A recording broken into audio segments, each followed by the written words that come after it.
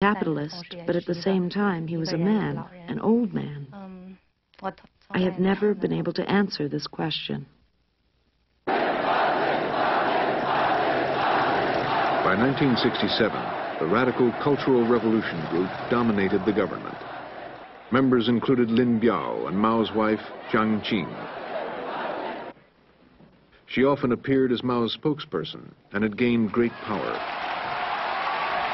Her calls for violent struggle were immediately obeyed by millions of Red Guards.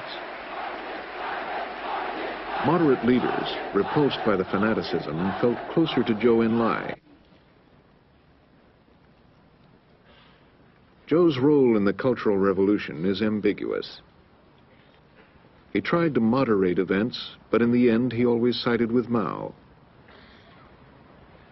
He tried to protect people, but his power had limits. Many close to him would soon be brutally attacked.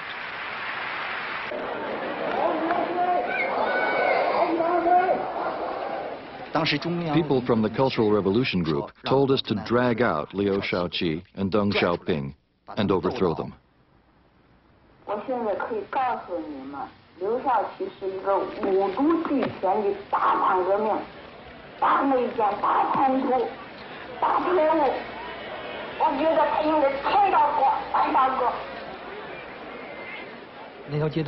Crowds of people filled the street.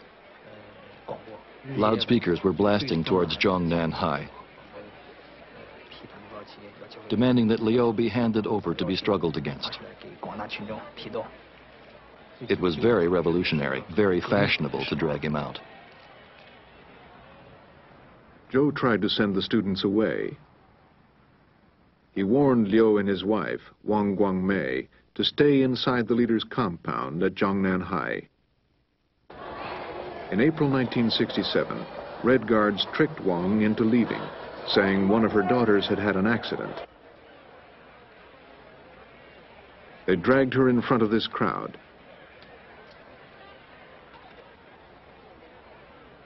They dressed her as a whore and repeatedly humiliated her. Later, Wang Guangmei was jailed.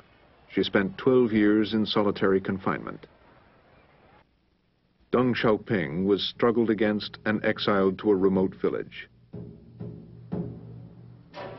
Liu Shaoqi was attacked and beaten.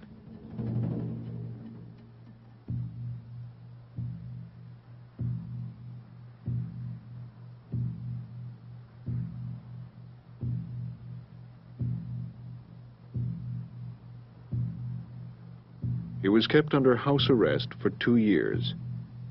Then, weakened by torture and cancer, no longer able to eat, speak, or use his hands, he was wrapped in a sheet and flown to this remote prison.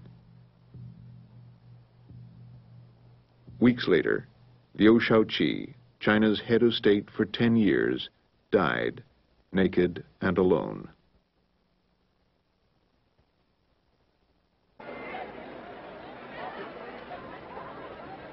In 1967, the Cultural Revolution entered a new stage, factional warfare.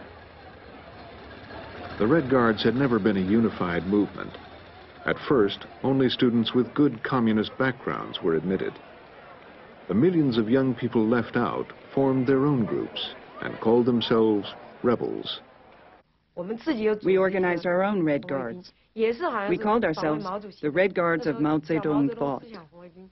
We were part of the rebels. We made armbands the same as the others. You say you're defending Chairman Mao? Okay, so am I.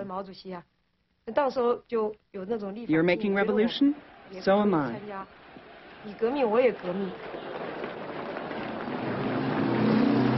At first, the rebels and Red Guards clashed over ideology. Then they fought for local power. Soon, millions of workers and soldiers joined the conflicts. In Shanghai, the rebel group, led by colleagues of Mao's wife, Jiang Qing, overthrew the local party committee. Mao immediately supported the rebels. Now that the revolutionary forces in Shanghai have risen up, he declared, there is hope for China. Across the country, rebel groups responded by trying to seize power from local party authorities. Each faction had its own weapons. They robbed military arsenals, and army units supported one faction or another. They gave their side weapons. I really wanted to have a gun. Before and after every action, we used Mao's songs and quotations to encourage ourselves. Be resolute, be daring, overcome all obstacles, and be victorious.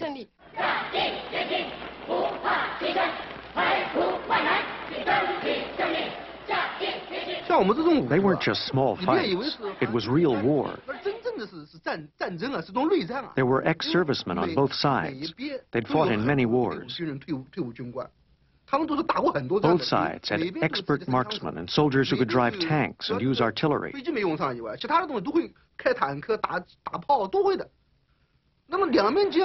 Several people died in each battle. In Beijing, embassies were attacked. Rebel factions occupied the foreign ministry for 2 weeks. The violence Mao had unleashed had spiraled beyond even his control. He described the summer of 1967 as utter chaos and all-out civil war. Again and again, Zhou Enlai, on Mao's behalf, ordered the different factions to stop fighting. But they did not.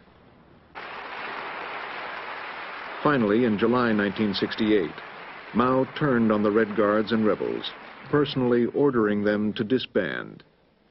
This time they obeyed, as soldiers took over schools and colleges and terrorized the students into submission. A few people called the dictatorship team came in. The person who was declared a criminal was dragged out of his seat. Then 2 from the dictatorship team would hit the person's legs with their rods so that he would kneel. Then they'd handcuff you and announce your crimes. They shoved your head down. The rest of the audience would shout slogans and you were dragged away. It was scary. You never knew who would be next.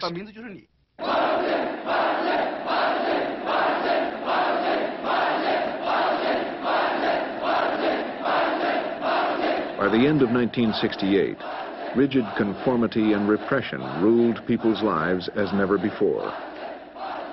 The army, under Lin Biao, pushed the cult of Mao to new heights.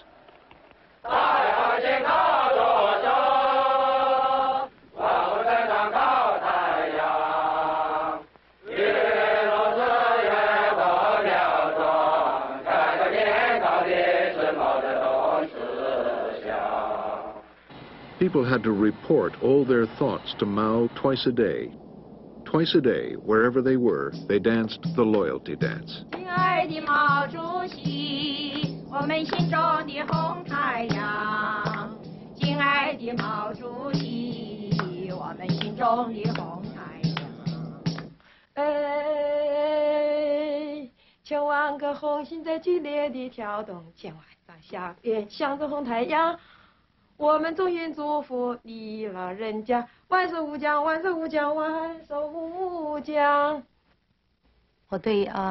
I was a little disgusted with the cult of Mao, and I said a few things.